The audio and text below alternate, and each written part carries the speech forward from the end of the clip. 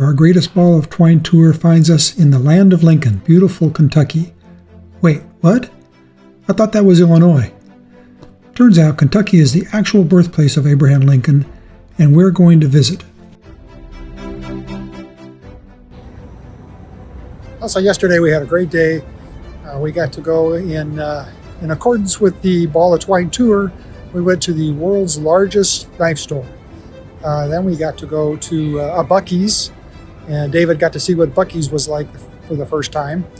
And then we got to tour through Cades Cove, which was really beautiful.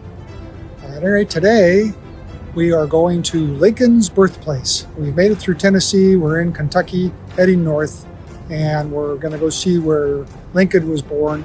And if it's not a log cabin, I'm going to be really upset.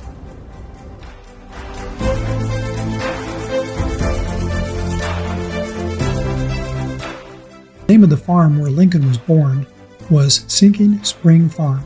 The Lincolns were typical of the families who settled on the Kentucky frontier in the early 1800s. They built self-sufficient lives around the area's natural resources. At Sinking Springs Farm, they cleared land to raise vegetables, used the trees to build and heat their home. They hunted game, and they raised their children, Sarah and Abraham. Join us as we take the woods trail to the memorial.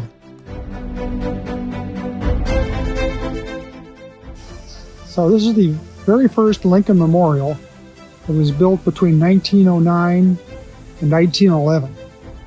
And it's built around the symbolic log cabin of Lincoln's birth. Designer John Russell Pope's neoclassical architecture reflects the nation's adulation of Abraham Lincoln and its budding interest in historic preservation after the Civil War. The Lincoln Preservation Association constructed this memorial building between 1907 and 1911 to preserve what was thought to be Lincoln's birth cabin as a national shrine, perpetuating his life as an abiding symbol of opportunity with which democracy endows men. The association's dream came true in 1916 when the site was designated the Abraham Lincoln National Park. About 40 years later, further research revealed that the cabin was not the original Lincoln cabin. However, it remains as an icon of Lincoln's humble beginnings.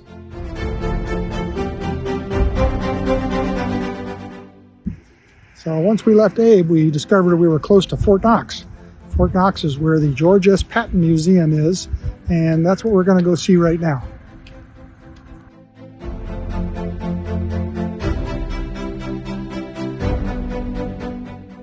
This museum was a real treat, another unexpected stop on our Ball of Twine tour. No giant balls of twine here, but this was a really cool military museum.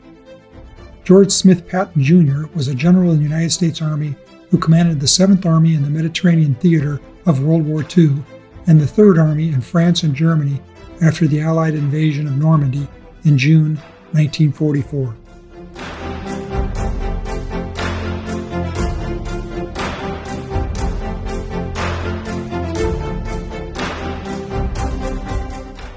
We were surprised to discover that this museum was free. There was a lot of World War II exhibits here.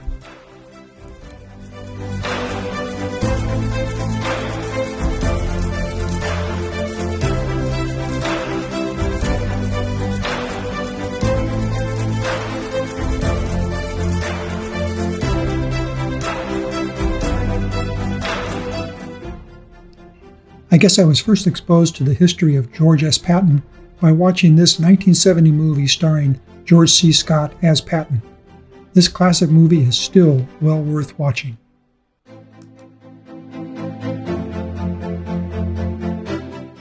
This being a military museum, they had an exhibit from the 9/11 terrorist attack on the Pentagon.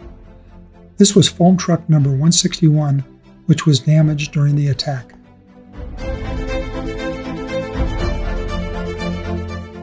You can see the gold bullion depository at Fort Knox from the road, but as far as I was able to find out, there are no tours.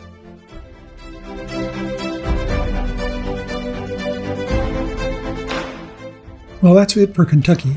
We're going to be heading north into Ohio.